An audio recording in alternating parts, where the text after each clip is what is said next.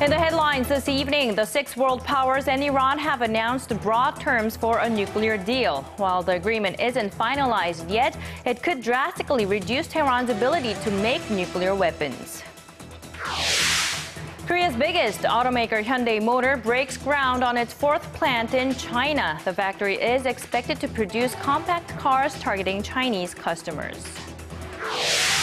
And this year's Seoul Motor Show kicks off today with more than 300 flashy cars, including some state-of-the-art, eco-friendly vehicles. The event will run for 9 days. Stay tuned for these stories and more coming right up.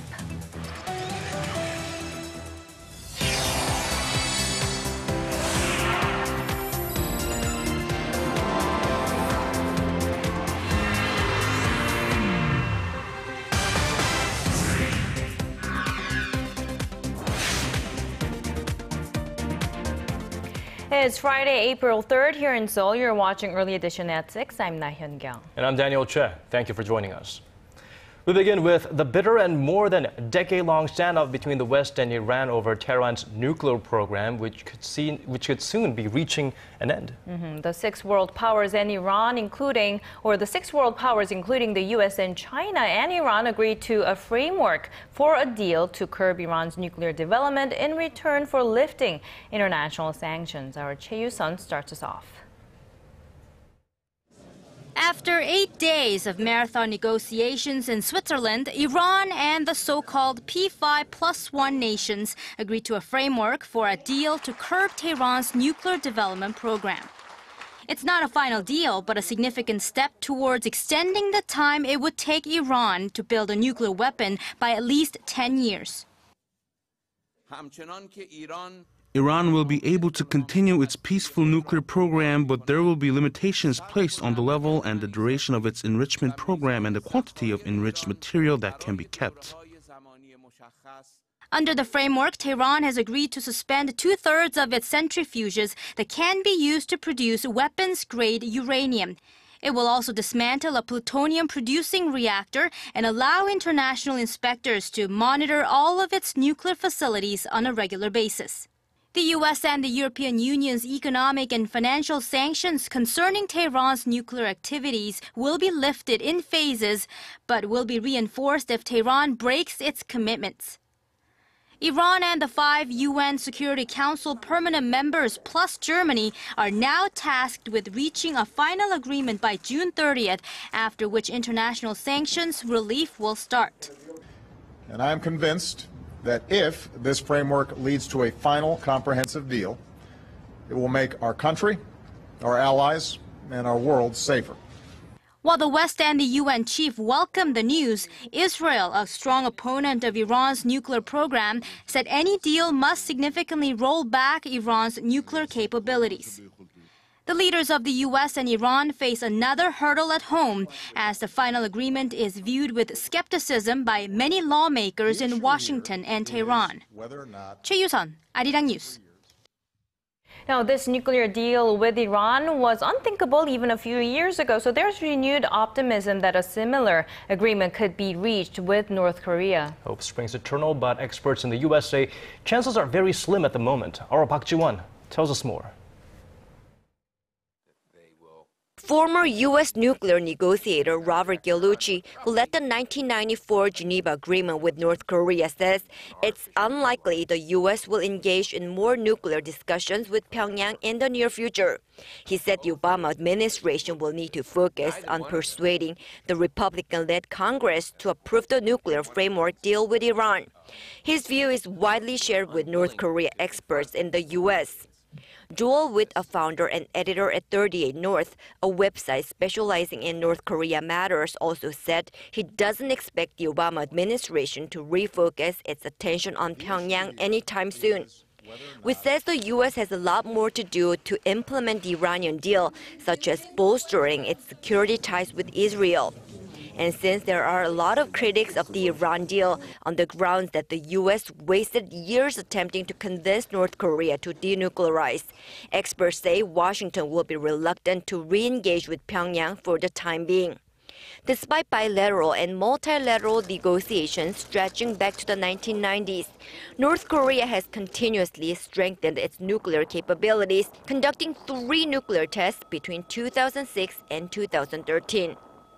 Park Ji-won, Arirang News. While speculation continues over the possible deployment of the U.S. defense system known as THAAD, it's looking very likely that Korea will be beefing up its own defense capabilities by buying hundreds of advanced missiles from the U.S. Connie Kim has this report. The U.S. State Department has approved the possible sale of 400 air-to-surface Hellfire missiles as well as related equipment to South Korea. Seoul had requested semi-active laser missiles, air training missiles, and captive air training missiles. It is now waiting for the U.S. Congress to approve the purchase. The advanced weaponry will improve South Korea's ability to defend itself against North Korea. These new weapons, coming at a price tag of $81 million, will be used on Apache helicopters, and 36 of which are expected to arrive in South Korea next year. Hellfire missiles are mainly used to target tanks and armored vehicles. It's estimated that Pyongyang possesses about 3,800 tanks, while Seoul has some 2,400. What's more, experts say the Hellfire missiles are also capable of destroying North Korean underground tunnels located on the truce line between the two countries. And inside the tunnels, Pyongyang is estimated to have some 3.4 million long-range artillery projectiles aimed at the southern part of the peninsula. Connie Kim, Arirang News. Things are not looking good at the joint inter-Korean Kaesong factory zone, with both Koreas not budging on the wage issue. Pyongyang wants pay increased for North Korean workers, but Seoul is firm on its stance that the matter needs to be settled through dialogue. Arirang's Unification Ministry correspondent Hwang Sung-hee has the story. Reiterating that the wage hike for workers at the Kaesong Industrial Complex must be settled through dialogue, South Korea's Unification Ministry said Friday it will push for talks with North Korea next week. Since April 10th is the payday, we are trying to arrange a meeting between the Kaesong Industrial District Management Committee and the North Korean government. North Korea wants the workers' monthly wage raised from around $70 to $74, which exceeds the current 5% salary cap. Pyongyang wants the salary hike to apply to March wages, which would be paid out April 10th. On Thursday, the South Korean government asked companies at the Joint Business Park for a wage freeze until a deal is reached between the two Koreas. The Unification Ministry reassured that the firms will be compensated for any potential damage to their business operations. For any companies that are affected by following the government's wage guideline, we will review all cases and come up with a measure to minimize the damage, including the distribution of insurance payments. The Kaesong Industrial Complex, where more than 54,000 North Koreans work at around 124 South Korean companies, is the last remaining form of inter-Korean cooperation. The latest tug-of-war between the Koreas is raising concerns about another unilateral shutdown of the complex by Pyongyang. But most experts say such a scenario is unlikely, since maintaining the joint business park is just as important to the north as it is to the south. Hwang Sung-hee, Arirang News. And here's another thorny issue between the two Koreas. North Korea is holding 2 South Korean men captive, calling them spies from the south. But Seoul has slammed Pyongyang's claims and called for the safety and the swift release of the detainees. Kim Ji-young reports. Unification Ministry spokesman Byungse expressed regret on Friday, reiterating that the 2 men detained since March are not spies. Him added that the South Korean government will respond firmly to any actions that endanger the safety of its nationals. North Korea's state media identified the 2 detainees as 61-year-old Kim Guk-ki and 56-year-old Choi Chung-gil and said they were working out of the Chinese border city of Tandung. The North suspects the 2 of being employed by Seoul's National Intelligence Service.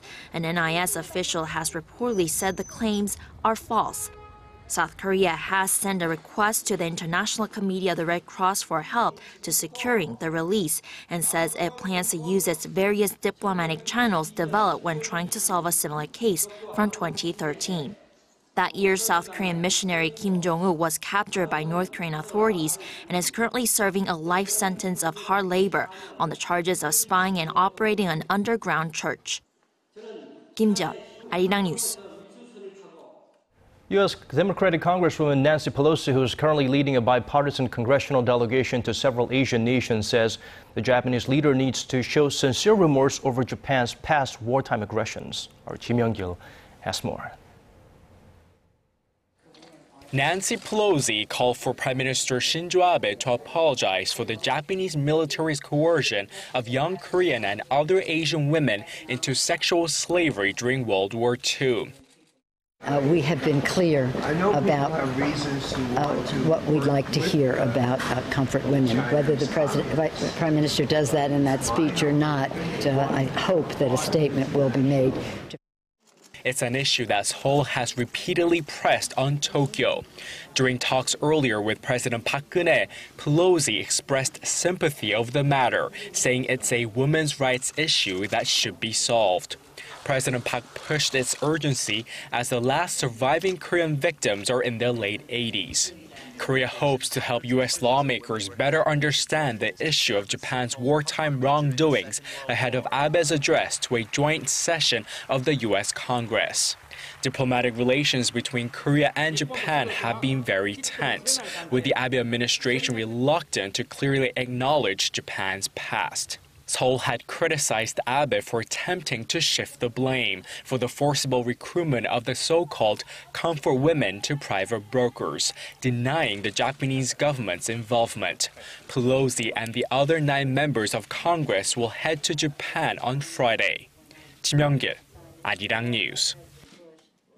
Sticking with that topic, Korean Foreign Minister Byungse also reportedly told Nancy Pelosi that the Japanese Prime Minister should specifically refer to Tokyo's past acknowledgement of its wartime sexual enslavement in his upcoming U.S. congressional speech. Seoul's foreign ministry said Yoon asked for Washington's support on the matter during his closed-door meeting with Pelosi so that Abe's speech can send a positive message to Korea and other countries that were affected by Japan's imperialistic atrocities. It's the first time the Korean minister used direct expressions such as Japan's, quote, past aggressions, colonial rule, and comfort women issue in regards to Abe's speech. Pelosi, however, is reported to have maintained the stance that the inclusions are the Japanese leader's decision. Business partners face a one-day entry ban. 77. Digging deeper, getting to the bottom of stories that impact your life. Talking with you on air and online, connecting you with experts on the world's most pressing issues. News and current affairs at its best. With Laah Hyun-kyung and Daniel Choy. Arirang News. Arirang News. Arirang News. On Early Edition at 6. It was a day of complete horror in Kenya, where a university campus was rocked by a shooting. Government officials say the death toll has risen to 147. The attack was carried out by militants identified as belonging to the Somali Islamist group Al-Shabaab.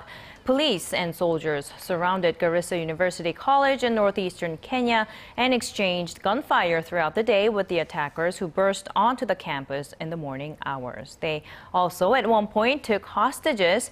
Authorities say all 4 gunmen have been killed. Nearly 600 students were rescued or escaped, 79 of them injured. The government has identified the mastermind behind the attack to be a high-ranking Al-Shabaab official named Mohammed Kuno.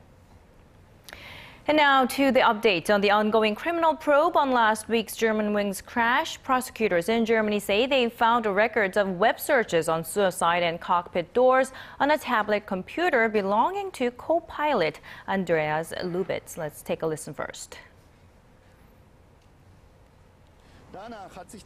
According to the results, the user informed himself about medical treatments, as well as different kinds of, and the implementation of a suicide. On at least one day, he had searched for several minutes about cockpit doors and their safety precautions. Now, investigators believe the 27-year-old had used the device between March 16th and March 23rd before crashing the passenger plane one day later on March 24th. Based on this evidence, investigators said they believe Lubitz intentionally crashed the plane when he locked the pilot out of the cockpit and took control of the aircraft. Meanwhile, a French prosecutor announced that the crews have finally found the second black box, the flight data recorder, adding there was reasonable hope it would provide useful information, though it was found blackened and burnt. A former Chinese security chief will stand trial on charges of corruption. China's top prosecution office said Friday that Zhou Yongkang faces charges of bribery, abuse of power, and the intentional disclosure of state secrets. Prosecutors accused Zhou of taking advantage of his post for benefits and illegally accepting huge amounts of money and property during his political career. Until his retirement in 2012, Zhou was one of China's most powerful men, controlling police forces, spy agencies, and court systems as a member of the country's top decision-making body. So far, Zhou is the highest profile target in a government crackdown on corruption that began after President Xi Jinping took office in 2013. The date of Zhou's trial has not been announced. Shifting gears now, Korea's biggest automaker, Hyundai Motor Company, is expanding its operations in China, the world's biggest car market. Construction officially kicked off at the 4th Hyundai plant on Friday, and the plant is expected to open in 2016 and sell more than 200,000 cars annually. Our Kwon So-hwa has this report. The Hyundai Motor Company aims to make a bigger impact in the world's biggest auto market. Vice Chairman Chung Eui-sun spoke at Friday's groundbreaking ceremony and emphasized key phrases Hyundai Speed and Hyundai Miracle. We are going to push ahead with sustainable development on multiple fronts, including upgrades to the auto industry and economy of both countries. The new factory is located in the city of Changzhou in the northern Chinese province of Hebei. Hyundai Motor Company occupies a market share of 8.8% in Beijing and 8.2% in Hebei province. Construction at the roughly 2 million square meter site is expected to be completed by 2016. The company then plans to produce around 200,000 vehicles a year and eventually increasing to 300,000 annually by the end of 2018. That projection includes mass production of compact cars tailored for the local market. A fifth plant is also expected to break ground this summer in the mega city of Chongqing. Hyundai Motor Company's focus on the Chinese market comes amid fierce global competition. Demand is steadily rising and currently stands at around 26 million units this year, surpassing the 30 million mark in 3 years and hitting nearly 35 million by 2020. Hyundai Motor Group, which includes Hyundai Motor Company and Kia Motors, currently has a market share of around 10% in China, ranking third behind Volkswagen and General Motors. Kwon So-hwa, Arirang News.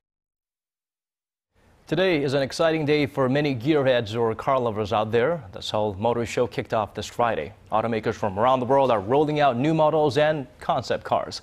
Our Kim Min-ji helps us take a peek into this event and the cars that are creating all the buzz. Flashy and sleek take center stage at this year's Seoul Motor Show, with major brands pulling out all the stops. Under the theme Experience the Technology, Feel the Artistry, automakers are showcasing models that fuse cutting-edge trends with sophisticated designs. Kia Motors pulled the curtain back on its much-anticipated revamped K5.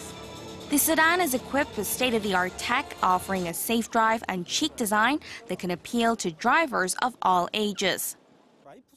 Cars are no longer limited to just the driving experience. It's a part of our everyday lives. Our focus was to make the car a part of the driver's lifestyle and culture. Foreign brands are also making a big showing. Mini used the occasion to showcase its Mini Superleggera vision concept. It's gained attention for its roadster shape, unique styling, and classic interior. And riding on the environmentally friendly trend, a majority of local and foreign brands have also included green cars in their showcase lineup. BMW's i8 plug-in hybrid sports car made its local debut. The German car maker says it's a glimpse into the future and has even taken into consideration Korea's lack of infrastructure for such vehicles. We've installed 120 charging facilities at supermarkets across the nation for customers to use. More than 300 vehicles are on site, but if the showroom isn't enough, there's also a variety of hands-on activities visitors can check out, including driving simulations. The motor show runs through April 12th. Kim Min-ji, Arirang News. A market researcher is predicting that Samsung Electronics' new Galaxy S6 series smartphones will be record-breaking bestsellers for the Korean tech giant. Hong Kong-based Counterpoint Research says Samsung is expected to sell over 50 million combined units of the new smartphone this year, surpassing the record set by the Galaxy S4, which sold about 45 million units the year it was released. New features like wireless charging batteries, a first for the industry, are projected to help Samsung win back its shares in high-end smartphone market. However, the researcher said the boost will come at the expense of other Android competitors rather than Apple. Despite its market share edging down, Samsung retained its #1 spot with a 28% share last year, but Apple outperformed Samsung in the fourth quarter. Apple and Samsung may be rivals in the smartphone market, but the Korean tech leader is set to supply processor chips for the next iPhone release. Citing unnamed sources familiar with the contract, Bloomberg reported that Samsung Electronics won the order to manufacture the next generation A9 chips, taking Apple's business back from the Taiwan semiconductor manufacturing company. TSMC won the previous order to supply chips for the iPhone 6 and 6 Plus, ending Samsung's monopoly over Apple's orders. That switch coincided with patent lawsuits between the two companies. Samsung declined official comment on the latest bid. Well, staying in the tech realm, printing and scanning technology has advanced, and so have crimes related to forging official documents like resident registration cards or university diplomas. Right, and swooping in to help fight that menace is a new smartphone app to help people find the fakes. Our Son Jung-in has more. Members of a criminal gang based in China were arrested in early 2011 on charges of sending forged official documents like ID cards and university diplomas to Korea. These kind of forgeries are a multi-million-dollar business and have been flooding Korea for years. And what makes it all the more problematic is that the fake degrees and documents have become so convincing that there is no clear way of telling if they are fake or not. But hope is on the horizon in the form of a new smartphone application. The app helps users authenticate a document or product in a matter of seconds with just a few taps on their smart device. After scanning a digital ID code that is invisible to the naked eye, the app analyzes the data in a second and sends the result back to the smartphone. Even items purchased from online shopping malls can be verified by scanning the tag on the attached label. I shop online a lot, but to be honest, I don't know if the products I'm buying are the real deal or not. So this new app helps me see if the stuff I buy is genuine.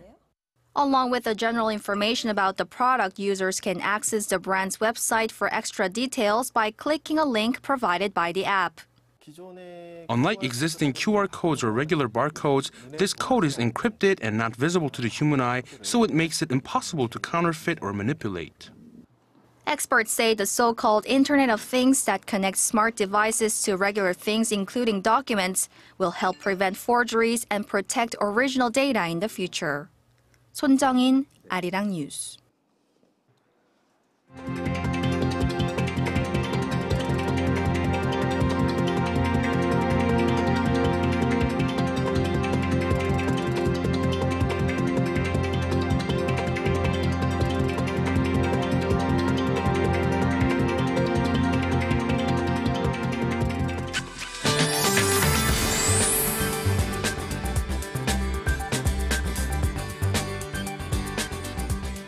Well, this week was wet, and it looks like it's going to stick around, the rain that is, through the weekend as well. Well, for details and the latest on the weather, let's turn to our Michelle Park, who's standing by at the Weather Center. Michelle.